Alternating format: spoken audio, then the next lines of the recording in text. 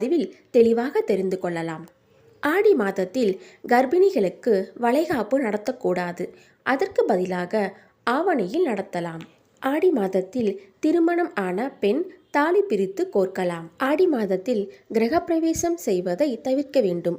அதற்கு பதிலாக ஆவணியில் கிரகப்பிரவேசம் செய்யலாம்.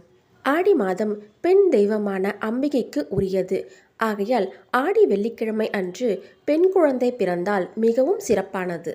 ஆடி மாதம் மட்டுமல்ல, மற்ற எந்த மாதத்தின் தொடக்கத்திலும் மொட்டை அடிக்கக்கூடாது. ஆடியில் புதுமண தம்பதிக்கு விருந்து வைத்து புது பெண்ணை அம்மா வீட்டிற்கு அழைத்து செல்வர். இந்த ஆடி மாதத்தில் சுபகாரியங்கள் எதுவும் நடக்காது. ஆடி மாதத்தில் புதுமண தம்பதியரை பிரித்து வைப்பது என்பது அவர்கள் காலமெல்லாம் இணை பிரியாமல் வாழ வேண்டும் என்பதற்காகத்தான். ஆடி மாதம் பெண் பார்க்க செல்வதை தவிர்ப்பது நல்லது. அதே ஆடி மாதத்தில்